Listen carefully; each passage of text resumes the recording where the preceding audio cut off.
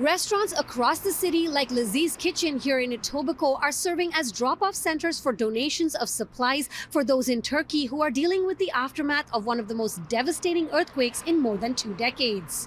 One of my customers, he bought 50 winter coat and then his car was full of the coat and then he came here. When I have response from them, it makes me so emotional. Selda Unsal has family in Turkey, some of whom lost their lives when buildings collapsed during the 7.8 magnitude quake on Monday. I couldn't sleep, I couldn't eat, I cannot explain how tough the situation. Eager to help, she's part of a large coordinated effort by local organizations and volunteers under the Consulate General of Turkey. We connected with our Turkish companies to get help from them, and one of our companies give us this warehouse used for donations.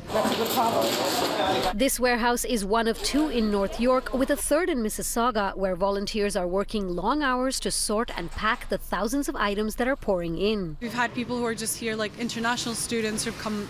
We have people who've been living here for like 30, 40 years who are like homemakers. We've had students, retired people, people who have jobs who have been taking days off just so they can come help. Any common denominator does not matter to them or us.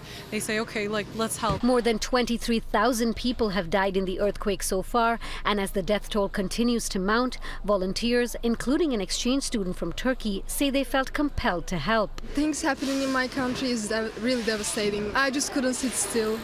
Some of my friends are there. They're also trying to help, so it's the least I can do. It's really important to help out not just by sitting and waiting for a change, but you have to be the change, so you have to come here and help out. If you're looking to donate, the 3 main items being requested are unused sleeping bags, blankets, and winter tents.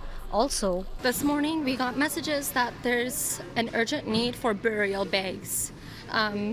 There's so many people that are now being put in plastic bags. So we are calling out to mosques, to any company that can donate burial bags that we can send over urgently. Currently, donations are only being sent via passenger flights, so items being shipped must adhere to common airline restrictions like no liquids or aerosols. We need cargo planes. If you have connections to anybody that can get us cargo planes to help us ship all of our donations, that would be very useful. These supplies are heading to Turkey on a passenger flight tonight, with more expected in the coming days. We've got a list of companies and restaurants accepting donations across the city on our website, citynews.ca.